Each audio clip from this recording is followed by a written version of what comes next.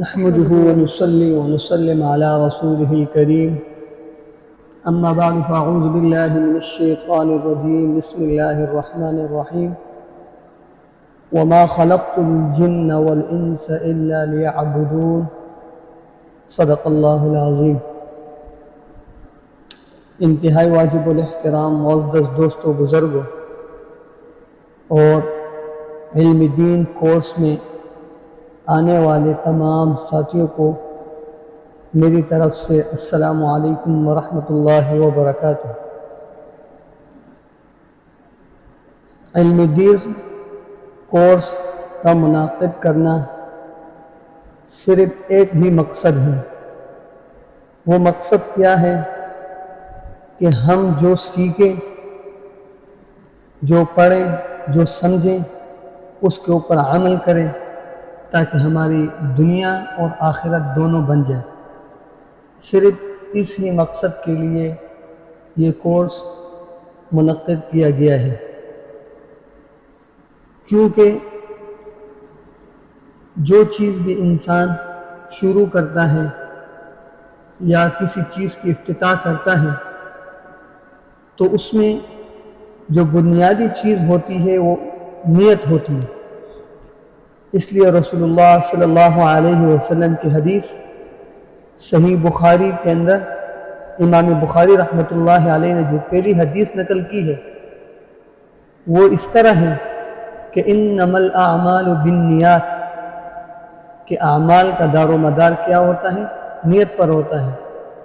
اس لیے سب سے پہلے ہماری اپنی نیت صحیح ہونی چاہیے کہ ہم جو کچھ سیکھیں گے تو وہ خالص اللہ کی رضا کے لیے سیکھیں گے تاکہ اس کے اوپر عمل کرنا ہمارے لیے آسان ہو جائے۔ سب سے پہلے بنیادی یہ چیز تھی کہ ہم اپنی نیتوں کی اصلاح کریں۔ جب نیت صحیح ہوں گے تو انشاءاللہ اس کے بعد جو آنے والے مراتب ہیں، آنے والے جو مسائل ہیں تو ان کے اوپر عمل کرنا اور ان کا سمجھنا بہت ہی آسان ہو جائے گا، کیونکہ ہماری نیت خالص اللہ کی رضا کے لیے ہو۔ اور جو ہم نے کورس کی افتتاح کرنی تھی وہ تھی عقیدہ توحید، یعنی اللہ رب العزت کے بارے میں مسلمانوں کو کیا عقیدہ رکھنا چاہیے، اس کے متعلق پہلا سبق ہمارا ہوگا۔ سب سے پہلے عقیدے کے متعلق کچھ باتیں سمجھ لیجئے کہ عقیدہ کہتے کسے ہیں، عقیدے کا مطلب کیا ہے، عقیدے کا مفہوم کیا ہے۔ اس میں جو بنیادی چیز ہوتی ہے، جو اسلام اور شریعت میں جن کی بنیاد کھڑی ہوتی ہے وہ ہے عقیدے کے اوپر، یعنی ایمان کے اوپر۔ یعنی جس مسلمان کا عقیدہ ٹھیک ہو تو وہ کامیاب ہو سکتا ہے۔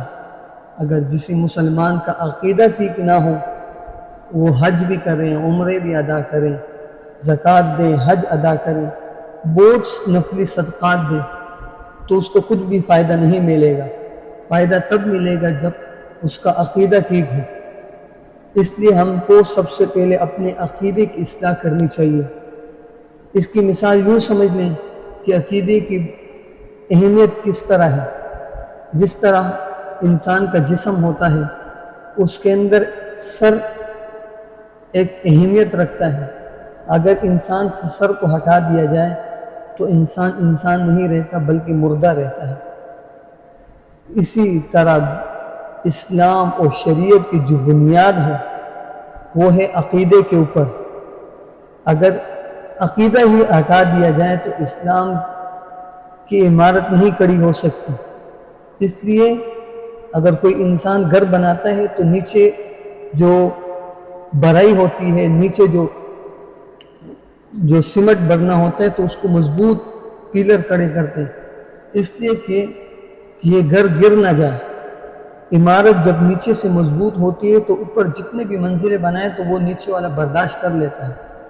اس لیے عقیدے کی بنیاد، عقیدے کی اہمیت بھی اس طرح شریعت میں ہے کہ جس طرح ایک عمارت کی ہے۔ اس لیے اللہ پاک ہم سب کو سب سے پہلے اپنے عقیدے کو سمجھنے کی توفیق عطا فرمائے، کیونکہ عقیدہ سیکھنا مرد ہو عورت ہو دونوں کے اوپر سیکھنا لازمی ہے۔ اور ہمارے کورس کے اندر خواتین بھی موجود ہیں، تو ان کے لیے بھی ضروری ہے کہ وہ اپنے عقیدے کو ٹھیک کریں، اپنے عقیدے کو سمجھیں۔ جب ہمارا عقیدہ ٹھیک ہوگا تو ان کے اوپر جو اعمال مرتب ہوں گے تو انشاءاللہ بہت ہی فائدہ ہوگا۔ اللہ پاک ہم سب کو اپنے عقیدے کے اصلاح کرنے کی توفیق عطا فرمائے۔ وآخر دعوانا ان الحمدللہ رب العالمین۔